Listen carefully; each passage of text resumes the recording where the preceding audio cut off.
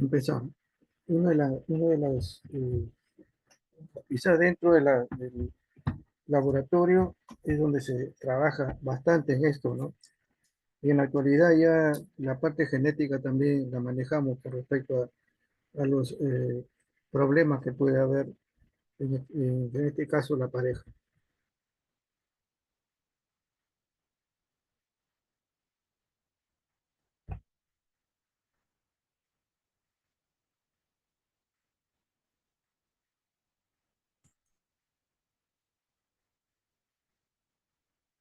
Cuando nosotros hablamos de fecundación tenemos que ver pues la capacidad, ¿no? En la espermática después de la eyaculación, la capacitación espermática, capacidad para fecundar, etcétera, la unión de ovario con el espermatozoide que da el cigoto y luego la división. Y tenemos ya todo lo que es panorama de lo que significa ya desde la concepción hasta el cigoto y el embrión, que es la primera parte.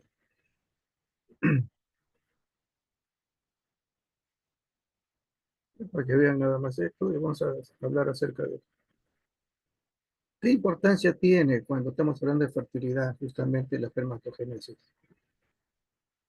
Se forma de 60 a 120 días y de la pubertad hasta toda la vida, si seamos ancianos, presentamos también esta eh, producción, se puede decir, de manera en varón.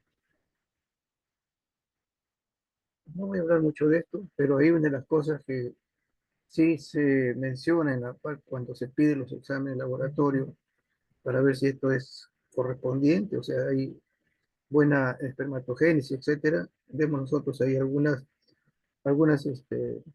hormonas, ¿no? Que deben ser tomadas, tanto el FSH y el LH, dentro de todas las que podemos tomar. Cuando hablamos de fertilidad, estamos hablando de la capacidad del individuo, de la necesidad de tener descendencia, ¿no? Es una capacidad de tener hijos. No estamos hablando cuando ingresa, ¿no? Como fecundación, que es otra.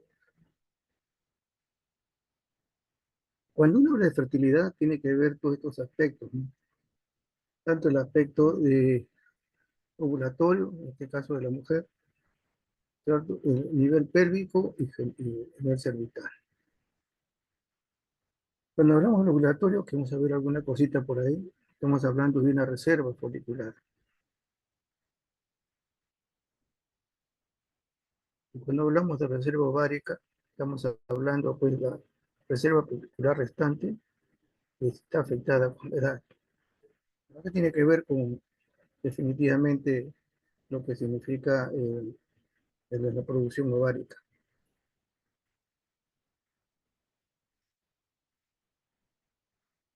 El factor ovulatorio tiene que ver pues con definitivamente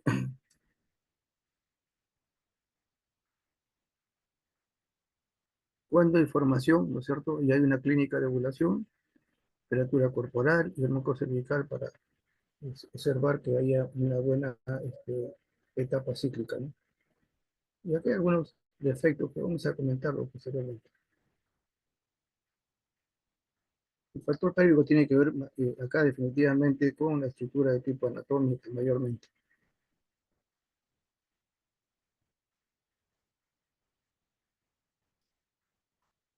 El factor cervical, tiene lo que se menciona, ahí, ¿no es cierto? Ver eh, la parte anatomía patológica, con el Papa Nicolau, hay exploración, definitivamente la parte anatómica también, y la prueba postcoital, que es importantísimo, que se realiza en estos pacientes que tienen problemas de fertilidad.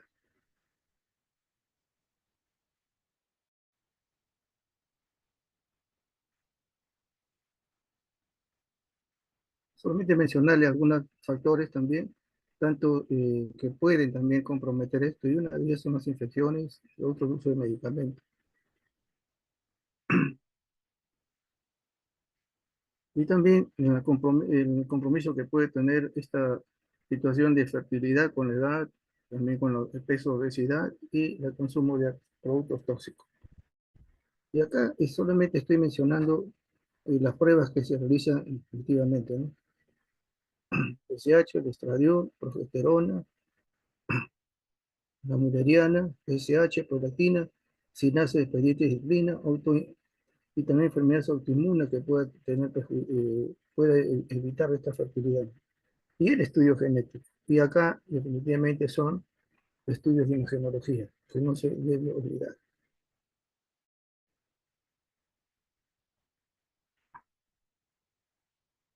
La infertilidad, definitivamente el mayor peso la tienen las mujeres, ¿no? En estudios que se han hecho ya puede llegar hasta el 30%. En el caso del varón, no supera el 10% de este problema de infertilidad. Y vemos, ¿no?, que es una incapacidad de la pareja de concebir. Y veamos primeramente lo que corresponde a la mujer, ¿no?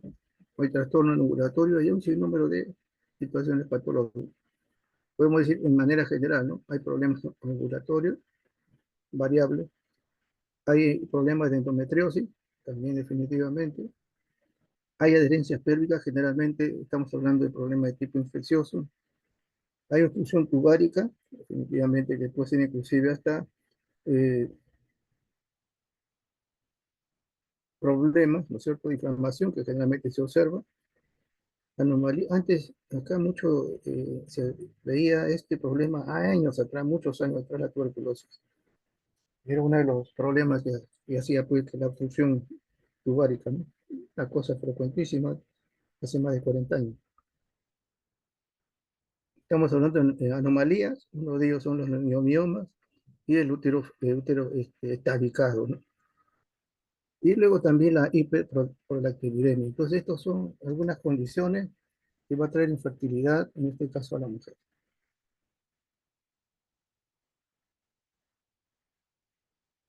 El diagnóstico no como funcional y laboratorio tiene que ver con esto, algunas consideraciones que son importantes que tengan presente. En la ovulación y función de la reserva ovárica que hemos mencionado, tiene que ver el ciclo menstrual. Pruebas de LH a mitad del ciclo de ovulación. Nivel de progesterona a los días 21 del ciclo. El examen se debe realizar una semana antes de la menstruación. Si la progesterona está mayor de 3 nanogramos por mililitro, evidencia la ovulación. Y eso se observa también a través de ecografías y folículos. Esas son las funciones. Elevamos la reserva, tiene que ver con el estradiol, en el día 3 del ciclo. La hormona antimuleriana va a representar la presencia de folículo. El FSH menores de 10, en este caso, en unidades internacionales, muestra probable reserva ovárica normal. Y son valores mayor de 20, definitivamente es una reserva ovárica anormal, se puede decir, no baja. Y la mulleriana es una hormona que debe desaparecer en la menopausia. Los valores de referencia entre 1 a 3.5. Menor de 0.5 dificulta el desarrollo folicular. También esto ayuda mucho a determinar que el folículo se desarrolla, ¿no? Si es que hay un problema también de producción de esta hormona. Esto definitivamente es lo que se observa más en la parte del laboratorio, ¿no? Ahí vemos nosotros estradiol, FSH, LH, antimulleriana, que sí se realiza, ¿no? Con respecto a la evaluación de estas pacientes. Luego de que, en este caso, la parte, como decir, anatomo-funcional, la cavidad como les he dicho, ¿no? Hay situaciones que a veces eh, se ha observado, ¿no? Con respecto a inclusive hasta el útero pequeño, etcétera, que pueden determinar también la pérdida muy rápido o lo tabicado que hemos mencionado antes. Hay que evaluar las trompas y generalmente es un proceso de tipo de imagenología. Y como, resumiendo ahí, los estudios endocrinológicos, FSH, progesterona, LH, estradiol, hormona timoleriana, que son los más importantes. Y pues, para ver, remarcar también que no se deben olvidar las pruebas basales, ¿no? En el caso de la paciente, valorar si es anémica, tiene un problema de hipotiroidismo, etcétera, también son cosas que hay que mencionarlo, ¿no? Y si hay algún problema de tipo renal, etcétera. Entonces, las pruebas basales es importante. Y en este caso también, para este caso hay que estudiar el semen.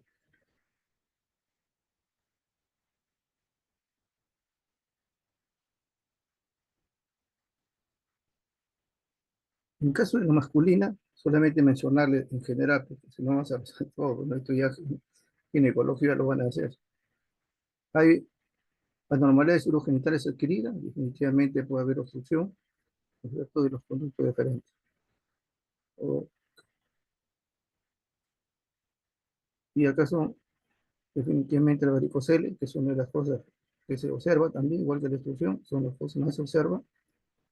Y algunas son también infecciosas, ¿no? Epidemitis. Y antes también eran epidemitis por tuberculosis, ¿no? Ese tiempo ya no se observa.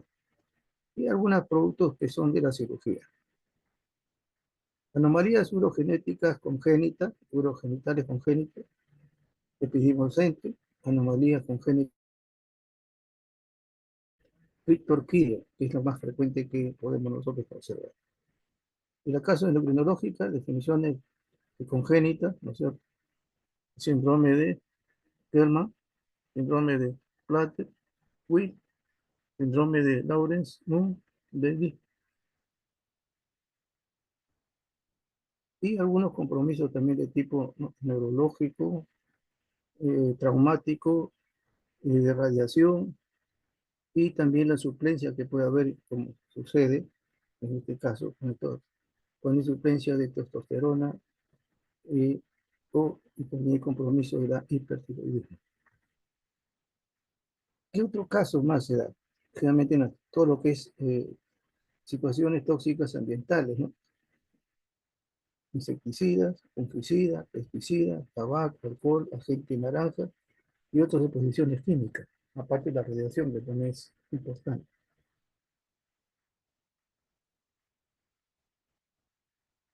Las causas genéticas que estamos mencionando ahí son mutaciones del agente regulador del conducto de transmembrana, fibrosis, solamente para que lo conozcan, ¿no?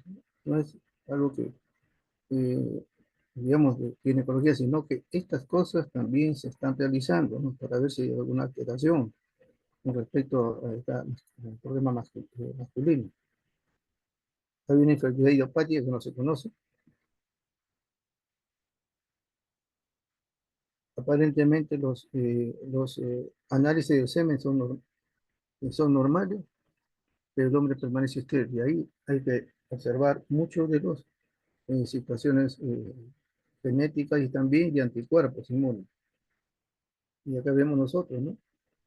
Hemosiderosis, hemocromatosis, realmente como todos los productos, tuberculosis, etcétera, que pueden perjudicar algún órgano, también lo sucede acá a nivel testicular. Y acá lo vemos nosotros, neoplasias y medicamentos. Y es una de las cosas que en la actualidad se está observando mucho, ¿no? El uso. Si uno ve una, acá debe haber más o menos algo así de 60 medicamentos que puede provocar una infertilidad en el varón. Y los problemas de las relaciones sexuales. No descartar también en estos pacientes que haya habido, ¿no es cierto? Hay compromiso también de lo que significa las infecciones, ¿no? Hepatitis, infecciones recurrentes, ¿no?, que se puede haber urogenitales, tuberculosis, veíamos hace muchos años bastante, la clamidia, que sí puede ser una de las eh, gérmenes, podemos decir nosotros en general, es causante también de este problema de infertilidad, y que eso sí se observa y hace un diagnóstico de eso, se pide un diagnóstico de eso a los ginecólogos, gineco-urología, porque este tal trabajo es para infertilidad, no solamente urología. Bueno, estas consideraciones son de la OMS, ya podemos saber lo que nosotros hacemos normalmente. El semen es importante hacer el estudio, ¿no?, tanto para la situación de fertilidad de la mujer como el varón, no es solamente el varón, porque ahí hay algunos exámenes que se realizan ya en este juego, ¿no?, de eyaculación, y que tenemos que hacer el examen a nivel de la cavidad, en este caso vaginal, ¿no? Y ahí sacamos la muestra para determinar que hay algún compromiso inmunológico.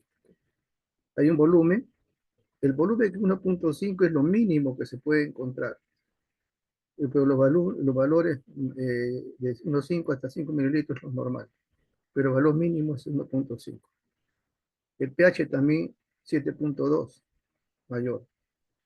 La concentración de espermatozoides, lo mínimo es de 15 millones en promedio, pero puede haber de 12 a 16, pero lo normal, o sea, lo normal es viendo así, ya los valores eh, eh, máximos, después decir, ¿no? Son de 20 millones.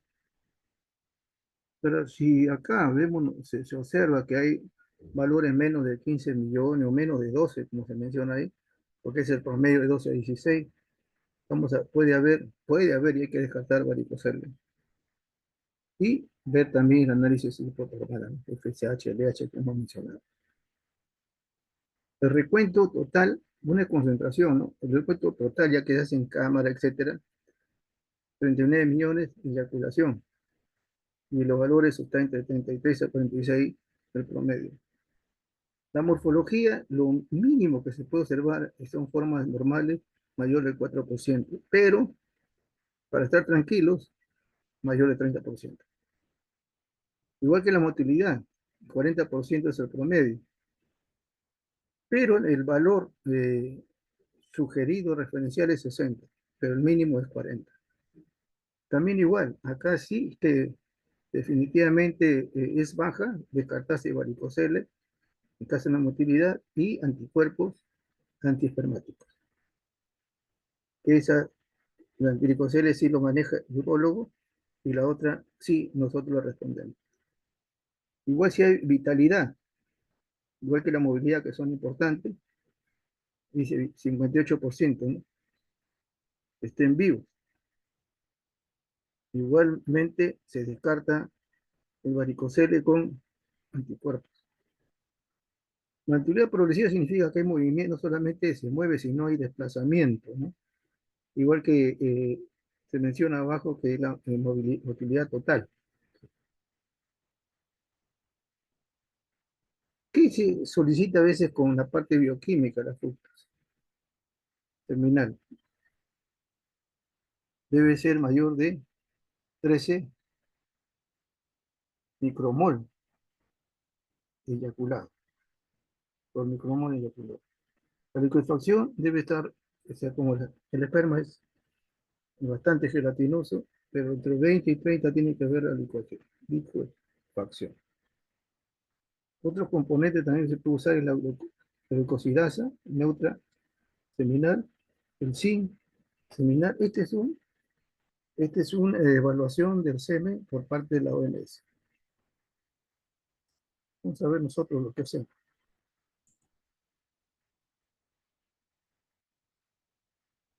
Cuando estamos hablando de anticuerpo antiespermático, definitivamente lo que hemos mencionado antes, es la presencia de aglutinación espermática o astenosospermia. Significa que son espermatozoides asténicos, ¿no? O sea, flojos, se puede decir, ¿no? Y por lo menos dentro de lo que se menciona son estas condiciones. Pero lo que a nosotros nos interesa principalmente es la presencia de aglutinación. Es lo que generalmente se observa. Observar la integridad del ADN también, que puede haber también fragmentación del espermatozoide del ADN, pues también son pacientes que su infertilidad se retratada con abortos progresivos recurrentes, no por la mujer, sino por el varón. La detección genética, etcétera, para ver si hay un compromiso, ¿no? Definitivamente de la esterilidad. Pruebas hormonales, como mencioné, FSH, testosterona, LH, prolactina, estradiol, TSH. No iría prolactina también en el varón, componente. Y el TSH, la hormona tiroidea, es importantísimo tener la evaluación. Y acá tenemos algunas consideraciones, ¿no? El FSH elevado, la anomalía de espermatogénesis. Testosterona bajo y con niveles elevados de FSH y LH, estamos hablando de hipogonadismo hipergonadotrófico primario. La testosterona baja y FSH y LH normales o bajo, hipogonadismo secundario. Prueba coital, o sea, estas pruebas las hacemos nosotros, por si acaso.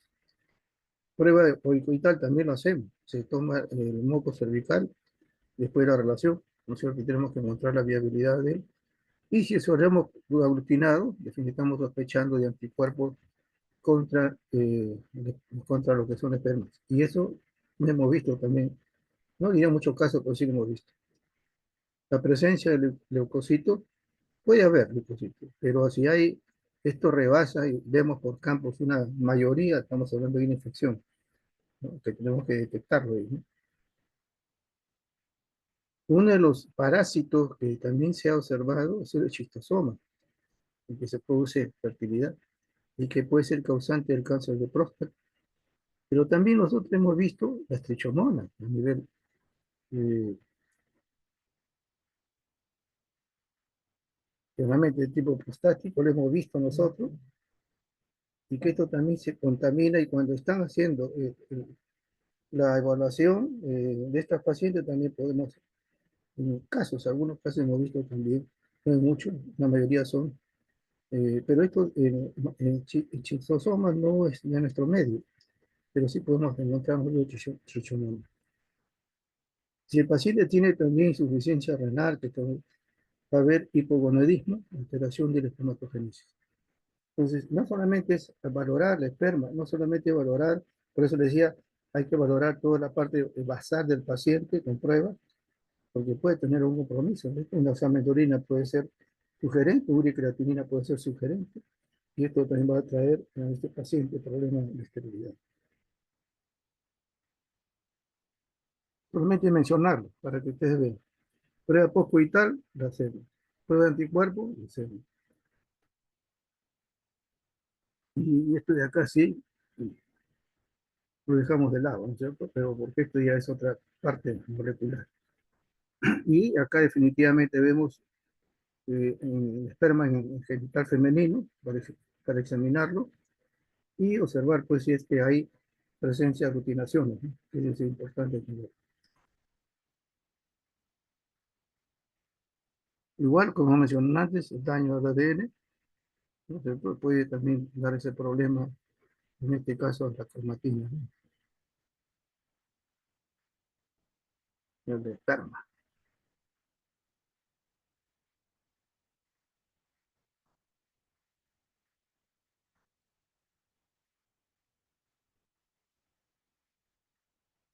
¿Qué es lo que nosotros generalmente hacemos un resumen de lo que hemos visto, ¿no? Esto es lo que generalmente hacemos. Volumen, número total de espermatozoides, concentración, movilidad, progresión, viabilidad, la morfología, el pH y si hay presencia de leucocitos en él. Esto ya nos está a nosotros, no el grande que hemos visto, ¿no? Sino esto es lo que más hacemos nosotros, aparte de la glucosamina, ¿no? Que también es importante hacerlo.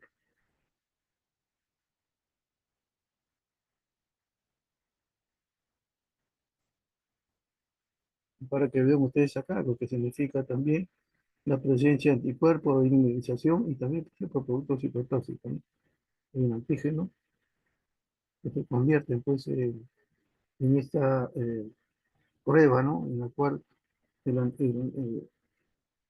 antígeno se convierte en espermatozoide y ahí viene la reacción inmunológica.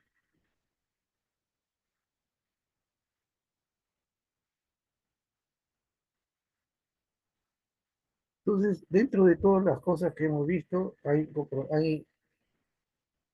pruebas de bioquímica que es importante hacerlo, unas pruebas basales que es importante hacerlo, y hacer toda la estructura, tanto de anatómica del hombre y la mujer, y hacer una genealogía, y digamos, hay que hacer la parte de lo que significa el estudio del esperma, etcétera, y eso es un dar vuelta, ¿no? De lo que significa el estudio de la fertilidad en estos pacientes. Todas las pruebas de bioquímica, todas las pruebas de hormonas se hacen en laboratorio, la prueba de esto postcoital también se hace en laboratorio, las pruebas del semen, con todo lo que me mencionó antes con ese cuadro último, todo eso se realiza, pues ya tenemos un aspecto, ¿no es cierto? Luego puede haber el estudio genético, que definitivamente puede dar que hay alguna alteración de ADN en el espermatozoide, por esa razón que no hay una concepción. El resto es para que lo lean, definitivamente. Y veamos lo que sucede luego que hay una gestación, ¿no? Esta es la definición legal del embarazo de la OMS.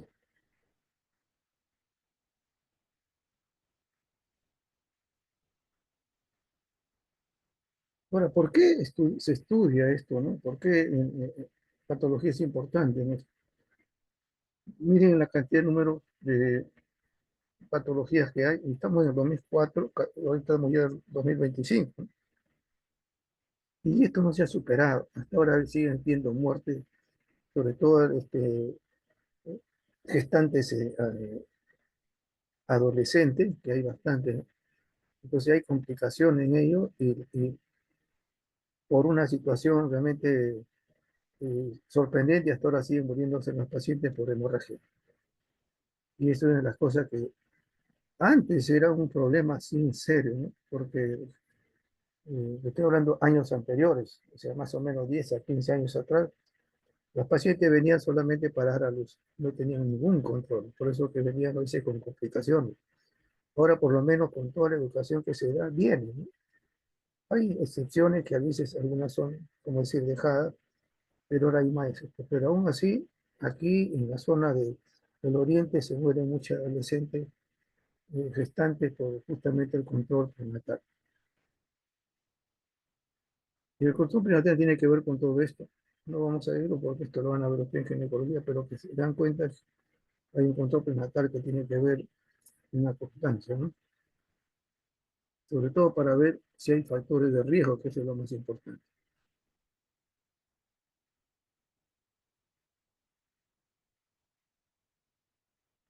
Siempre controlamos los factores de riesgo, definitivamente no. Hay factores de riesgo biológicos, etcétera, ambientales, etcétera, que eso tiene que estar en su historia de la paciente. En las sesiones del primer trimestre, ¿no es cierto? Vemos nosotros que hay que confirmar el embarazo. Siempre el primer trimestre se hace el HCG. Acá no es porque viene, como decir, con la barriguita, que el ginecólogo le pide HCG. Y ahí viene el primer control, ¿no? Revisan los antecedentes que hemos visto, tanto médicos, cirujano, de cirugía, antecedentes familiares, antecedentes de riesgo de la paciente, etcétera, y la edad, ¿no? Es importante también. Y se le hace todo un sinnúmero eh, eh, prácticamente es una historia completísima, ¿no? Volvemos a decir nosotros, porque tiene que haber ciertos medicamentos, que está expuesto a algún elemento dentro del trabajo, porque eso es importante, ¿no? Que no ha habido también. Luego establece la fecha y vemos nosotros todo lo que significa peso, este, estatura, el físico de masa corporal, etcétera, presión arterial, examen de mamas y el examen pélvico. ¿Qué hacemos nosotros? Los análisis definitivamente en atención, HCG, como mencionaba, grupo sanguíneo y RH. Bueno, y recuerden de que el mayor riesgo de muerte de la paciente es hemorragia. Entonces se tiene esto ya de antemano. Y no solamente eso, sino también para ver si es que no hay alguna enfermedad hemolítica recién nacida. Un hemograma, anemia o no, glucosa, diabetes o no, urea problemas renales, con este examen de orina, serología que se pide a todo esto, porque estos son los compromisos que puede haber y poder provocar también daño al feto, ¿no? El famoso TOSH, el toxoplasma, etcétera, y la malaria. En algunos lugares se hace malaria por la frecuencia que hay de presentación. Pero eso a todos los instantes. Luego las otras pruebas, pues definitivamente. Cuando hablamos de una gestación, hay un sinnúmero, si comenzamos a mirar todo esto, es definitivamente una variabilidad, variación y compromiso, no malo, sino compromiso fisiológico de muchos órganos. Y el ginecólogo tiene que valorar esto. ¿Cuál es la hormona preferente, no? La hormona del embarazo, el HCG, ¿no es cierto? El pico máximo debe ser en la semana 10. ¿Cuál es lo importante de todo eso? Generalmente es positivo al quinto día de retraso menstrual. Los valores de 50, no cuando solamente está ahí que diga la rayita, ¿no? Sino de 50 está dentro de los 25 que ya es positivo. ¿Qué digo? Dentro de los 50, ¿no es cierto? Que son valores de referencia, 25 ya tiene, y esto lo hacemos por, no por la cinta, sino hacemos por la cuestión cuantificada, ¿no es cierto? En máquina. Cuando ya tiene 25 en el comienzo y luego sube a 50, los 25 nos está diciendo que esto es un embarazo positivo. O sea, 25 es el mínimo para decir. Y tiene una funcionalidad tremenda, ¿no? Es el cuerpo lúteo, tiene que ver con la producción de testosterona, sí, varón, también con corticoides, estrógeno y progesterona. Entonces, por eso habla que es la hormona del embarazo. Y una de las cosas que también es, aparte de ser hormona del embarazo, aparte de estimulante de tanto progesterona y estrógeno, una de las cosas importantísimas que se observa con esto es que es el marcador específico en la evolución de la enfermedad trofoblástica. Eso es lo que es, en este caso, la HCG. Ya acá vemos algunos rangos, en algunos a veces es variable, pero dejamos con esto, ¿no? Son errores tentativos, digamos nosotros, el HCG, que tiene que estimular ciertas estructuras globales. La progesterona prepara al endometrio para la implantación.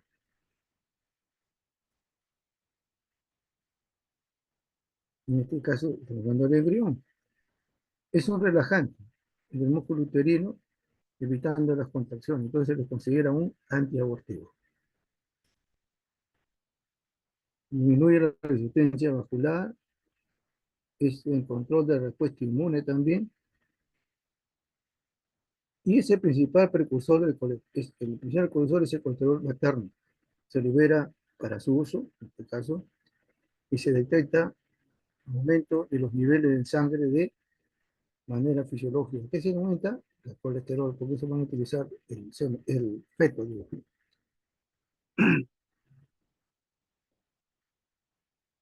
¿De dónde se origina?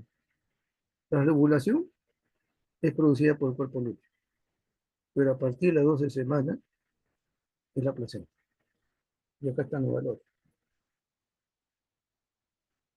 En caso de los estrógenos, tiene que ver la presencia en el ciclo menstrual, la ovulación y el embarazo.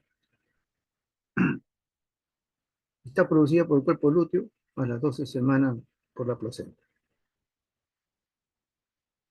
Y obviamente está en relación con la progesterona y que van a estar en toda la vida de la mujer fértil y también el embarazo, ¿no?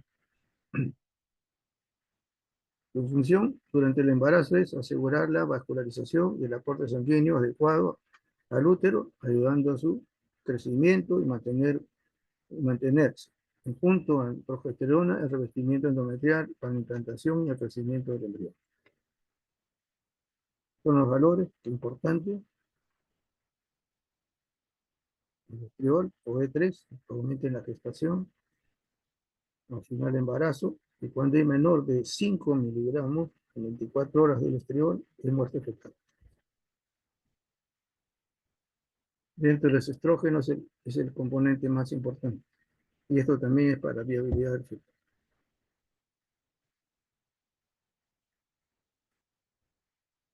Otra de las hormonas, la relacina, previene el aborto y el parto prematuro, porque relaja los músculos, ¿no es cierto? En este caso,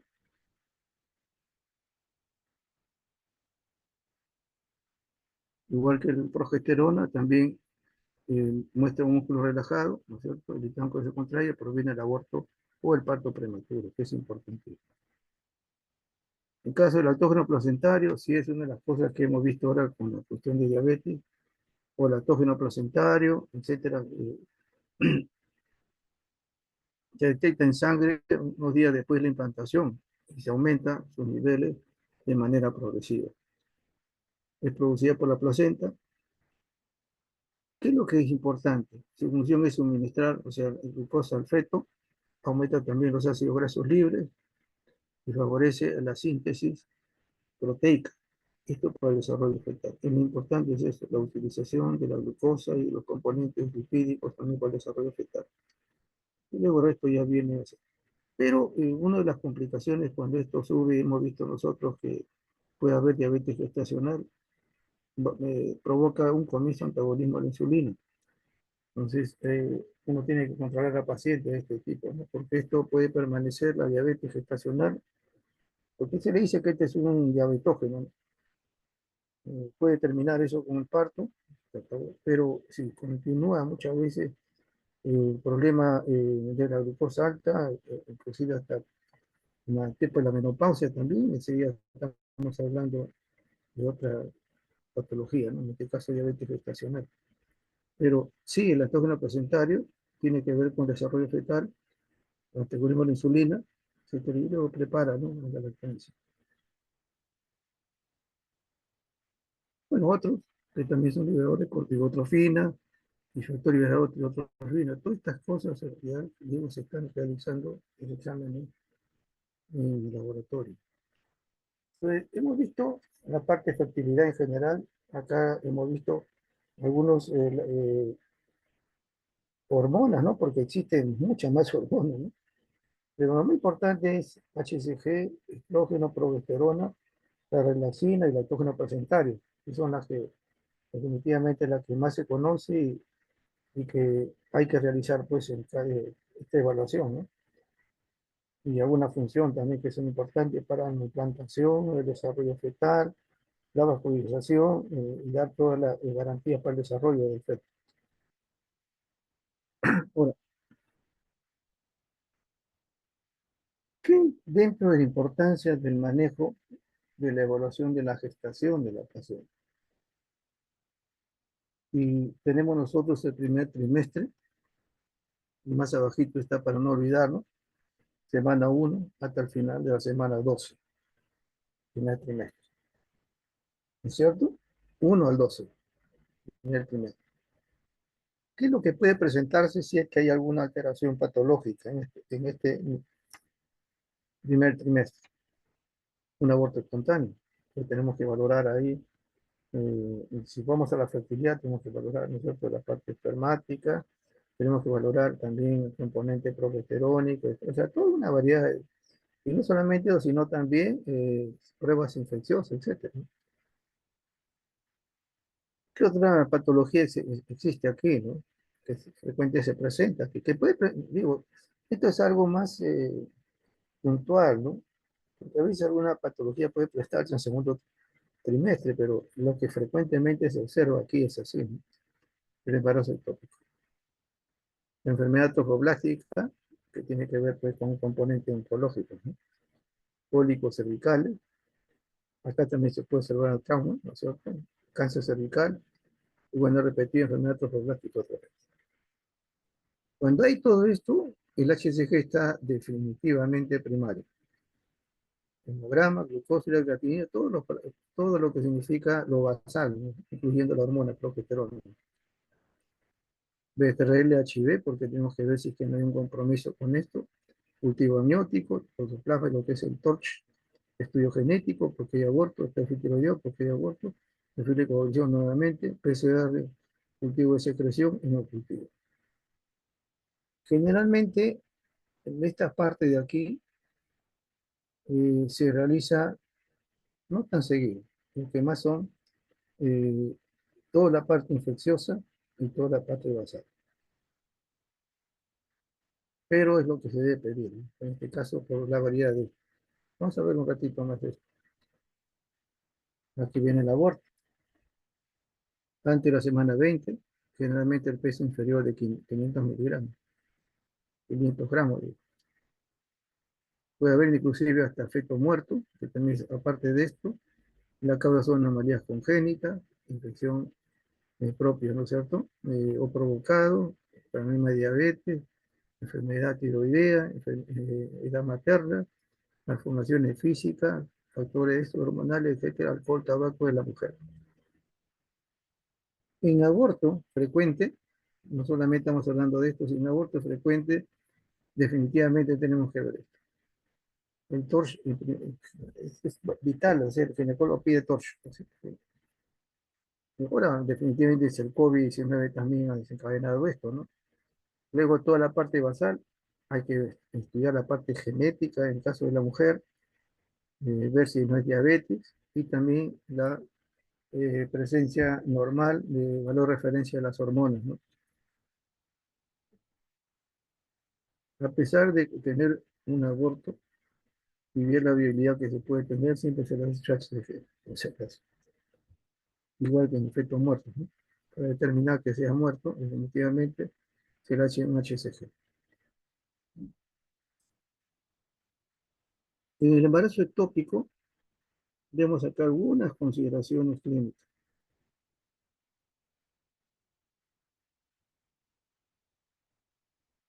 ¿Qué puede causar esta situación? ¿No? Y ya el médico, el ginecólogo, endometriosis, salpingitis, con defecto de las trompas, edad materna mayor de 35, embarazo ectópico previo, tabaquismo, el DIU, enfermedad infecciosa, pélvica, cirugía, reproducción asistida, cirugías de reversión y ligadura de trompa. En este caso, cuando hay este embarazo ectópico, siempre está referido, le diría, a ver, hasta aquí, todo esto.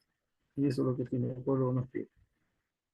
Igual, HCG, generalmente entre 10 a 20, ¿no es cierto? En este caso, 1000 unidades, eh, bajo, ¿cierto? Bajo. 25 estamos hablando de positividad, pero acá, por ejemplo, puede llegar 25, no más. Entonces, esa progresión limitante y luego que baje el HCG, está hablando de embarazo ectópico. Pero esto, definitivamente, la imagenología, ¿no es cierto? Es la ecografía el que va a dar también la ubicación. Debemos sacar la progesterona, hemograma con leucocitosis, fibronectina, que esto implica también la pérdida, también en el caso del aborto. Si hay algunos compromisos también tumorales, etcétera, infecciosos.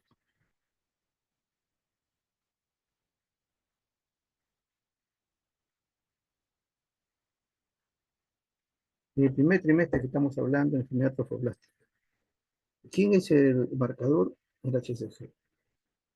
El HCG es el marcador tumoral, el diagnóstico, pronóstico, respuesta al tratamiento y en el seguimiento, ¿no? Los valores generalmente que nosotros hemos observado son mayores de 100 y no corresponde a la edad, en este caso de gestación, ¿no?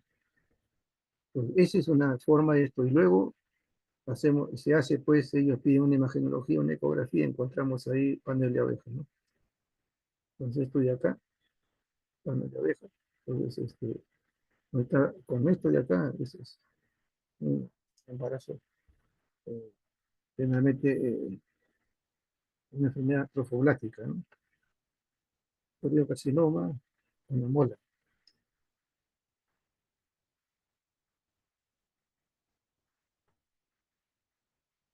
En el primer trimestre, no, todas las pacientes se le toman su papá Nicolau, ¿no? ¿Y para qué? Por la frecuencia de cáncer de cervix. Y acá vemos, si ustedes ven acá un poquito así ansioso, van a ver un coilocito, ¿no? Este de acá es el núcleo, un poco grande para la célula y un halo claro. Así se manifiesta el virus, ¿no? El papillomavirus. Y esto le dicen coilocito.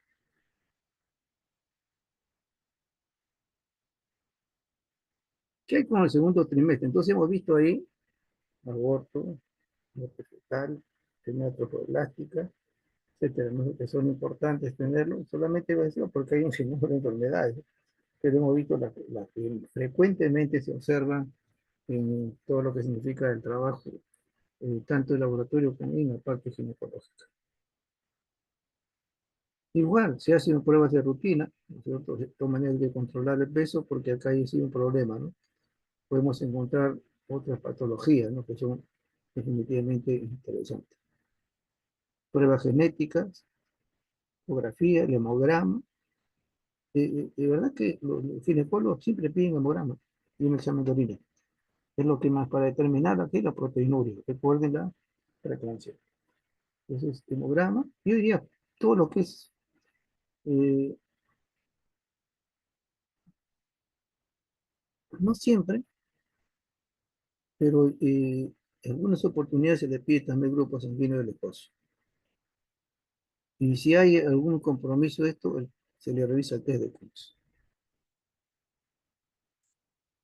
Pero pruebas basales,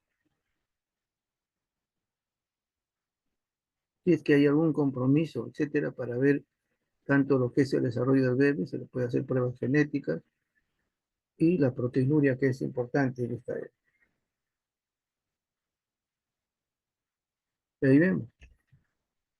Y todos los momentos que la paciente va a venir a hacer su control ya, ¿cierto?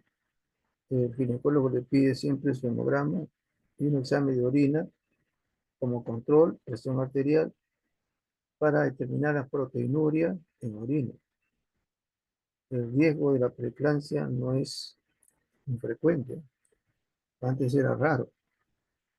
Ya en este segundo eh, trimestre, que van del 13 a la 26 semana, ya podemos nosotros percibir diabetes gestacional, que algunos dicen hasta las 28 semanas, o sea, el tercer trimestre. Yo les he dicho que acá no es una rigurosidad para decir hasta aquí nomás se da, ¿no? Entonces tenemos frecuencia, la preeclampsia, diabetes gestacional, desprendimiento de placenta, otra vez el óbito fetal, el otro muerte fetal, ¿no es cierto? El óbito fetal también se da, placenta previa, rotura uterina, amenaza de parto prematuro, anemia que definitivamente es algo frecuente y la hidrocefalia en este caso.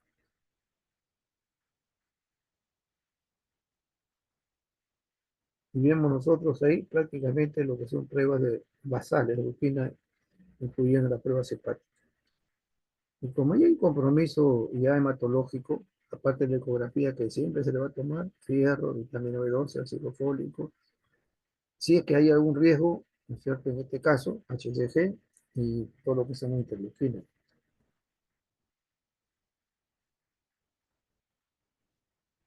Esta es la preeclampsia, definitivamente tenemos su compromiso que es hepático, esto por lo que estamos hablando. Siempre hay que hacer pruebas basales, pruebas de coagulación, pruebas hepáticas en conjunto, el examen de proteinuria, en este caso todo lo que es perfil renal, el compromiso también en esto, por eso hay proteinuria, ácido úrico, el hemograma, etcétera, porque muchas veces aquí vamos a encontrar una hemoconcentración, o sea, la hemoglobina baja y el hematocrito alto, ¿no? Una hemoconcentración. Y entonces, esta patología se observa, si hay algún riesgo inclusive al feto, su HCG se le incluye.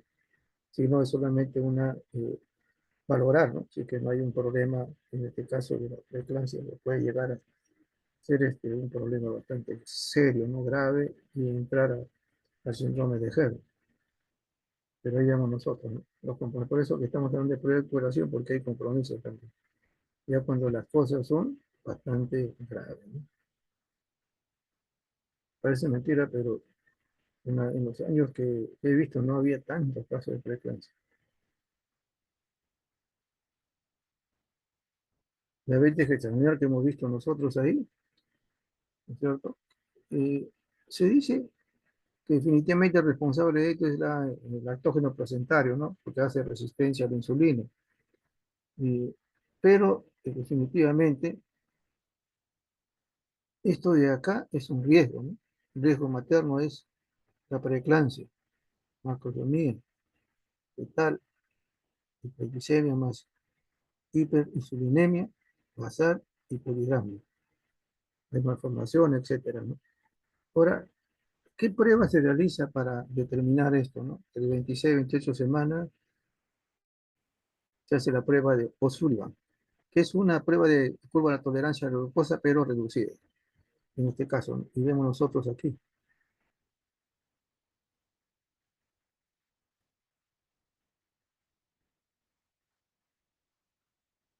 Y estos son los niveles, ¿no? Acá podemos tener se puede decir como si fuera la basal, ¿sí?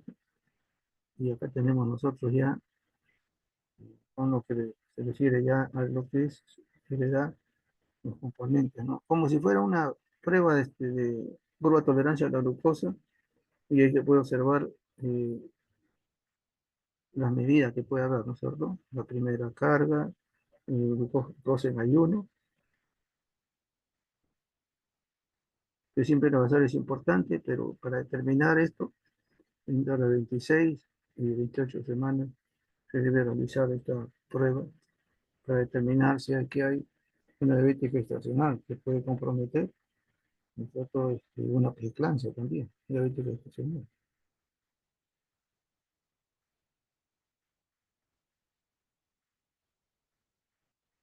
La anemia es algo frecuente, no es una novedad.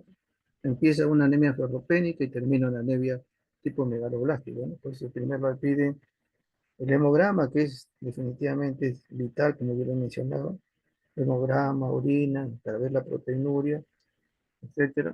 Los basales que puede haber, puede tener problemas renales también la paciente. Entonces, aquí, ver que hay una anemia, piden fierro, y digo, si no fierro, le agregan también folato y vitamina B12, ¿no? Pero al comienzo es eso. ¿Qué otro sucede a nivel de este trimestre? El desprendimiento placentario, ¿no?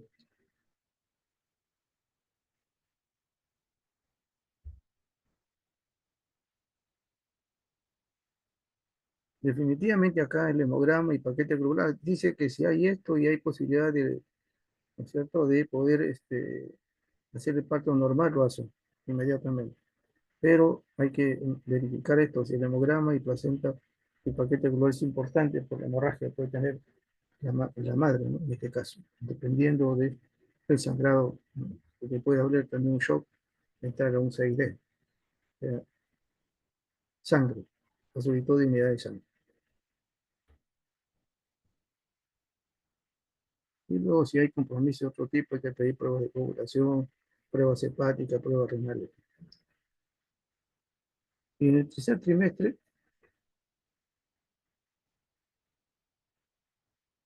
tenemos nosotros las pruebas, ¿no?, para verificar la posición del bebé. Generalmente son eso, que son prácticamente anatómicas.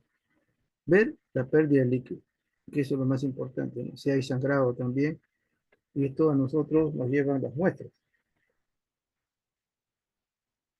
Entonces, en este último trimestre tenemos nosotros placenta previa, dependiendo prematura de placenta, ruptura membrana, o sea, incompatibilidad madre-niño, polidrano, retraso del crecimiento uterino, infecciones virales.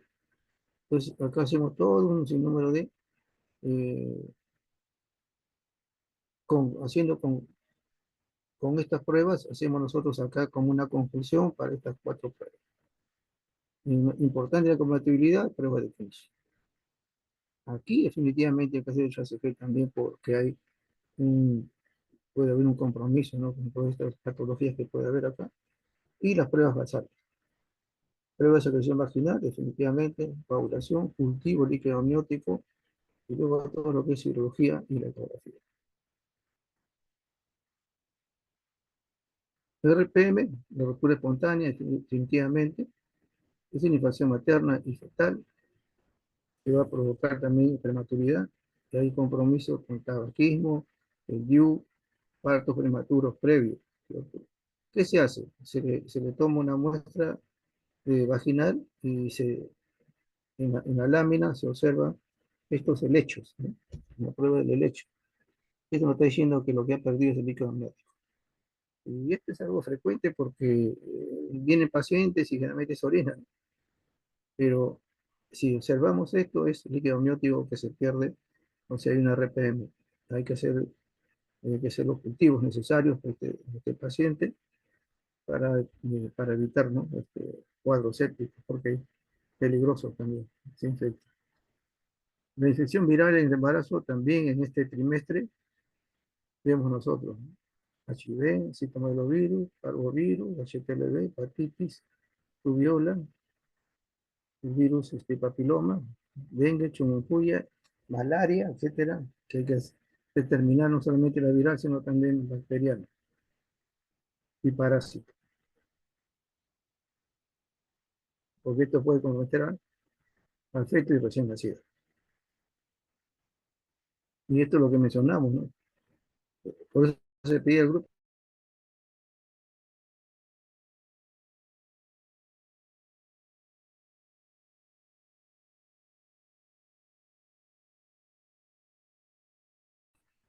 si hay posibilidad de hacer el recto sanguíneo también de recién nacido. Lo importante acá es justamente eso, ¿no? El test de Coombs.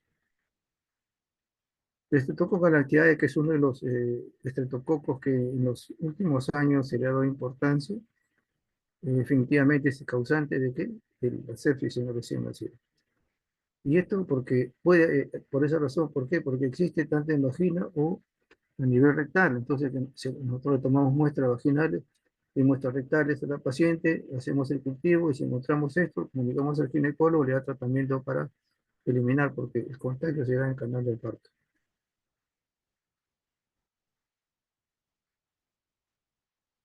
Cuando hay prevenimiento también igual, ¿no es cierto? Hemos visto, creo ya, creo que es, esto acá,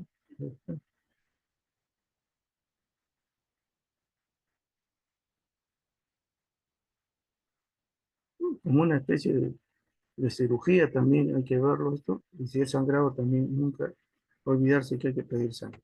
La genología, y si hay viabilidad, definitivamente hay que pedir HCG. ¿Qué es lo que debe pedirse, por último, por bienestar fetal, ¿no? Se dice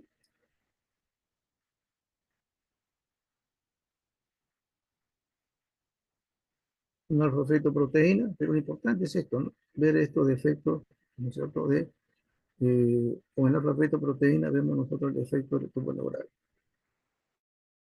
Vemos aquí cuando está disminuido, el cerebro materno, síndrome de Down, siendo un marcador tumoral, también nos sirve para poder observar el síndrome de Turner, Traglia Fallot, el síndrome de Down, etcétera, también en el caso de alfa-fetoproteína.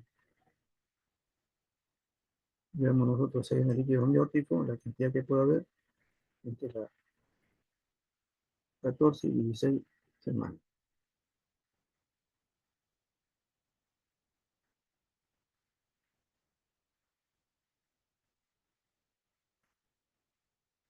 ¿Qué otra cosa más? El pH del cuero cabelludo, ¿no? Y esto se observa también porque acá vemos nosotros eh, cuando hay sobre todo eso, un pH normal, un pH prepatológico y un pH patológico. Cuando ven esto hay un sufrimiento fetal, hay problemas de oxigenación y generalmente van a la cesárea, pues, importante.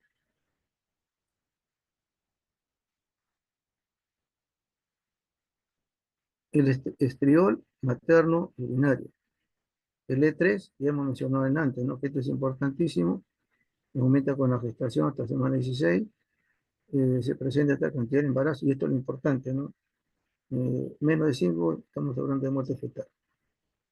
Aún así, se debe pedir su HCG, pero ya con esto estamos diagnóstico del feto muerto. La función del líquido amniótico ya la sabemos, pero ¿qué es lo que, para qué se utiliza? No tanto los volúmenes, las indicaciones. Generalmente se utiliza mucho para situaciones genéticas, que es importantísimo, y en algunos casos también antes de ser neonato, ¿no? Esa inmunización. Poliomielitis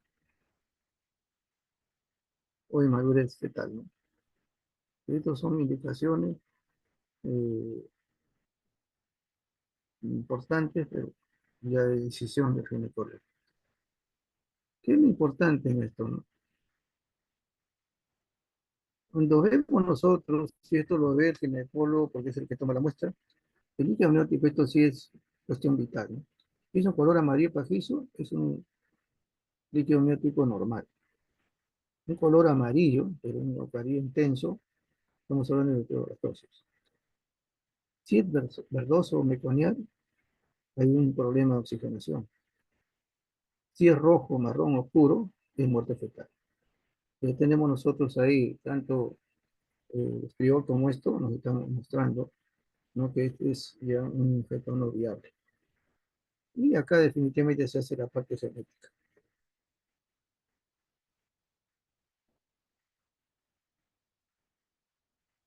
Estos son los parámetros que pueden utilizarse en el líquido amniótico, pero generalmente son más términos académicos, ¿no? Porque me interesa el color y algunos elementos, sobre todo la parte genética, que es importante tener presente, ¿no? Y puede ser también organizaciones, creo que es lo último. Ya, a ver. Ok. En primer lugar, recuerden que para poder hacer la situación de fertilidad en los hombres y mujeres, el estudio del semen es importante. Luego las hormonas. ¿Ok? En caso de los trimestres que vemos nosotros aquí, tenemos que ver primer trimestre, dos o tres cosas que hemos visto, segundo trimestre y tercer trimestre. Luego vemos nosotros el bienestar fetal, o sea qué pruebas son importantes, y el último líquido amniótico, que lo importante de todos es el color, que pueda realizarse otras estudios, ¿no? Pero el color es importantísimo a tenerlo en cuenta y también un estudio genético, que es lo que frecuentemente pide. Y con eso, por lo menos ya se tiene una evidencia, ¿no? De la viabilidad del feto. Ok, ok. Espero haberlos mareado un poco.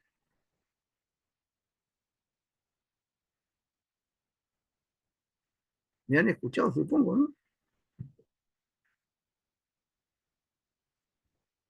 Bueno, antes que se me vayan a dormir, buenas noches. Buenas noches, doctor. Muchas gracias. Buenas Buenas noches, noches, doctor. doctor. Gracias. Gracias. Buenas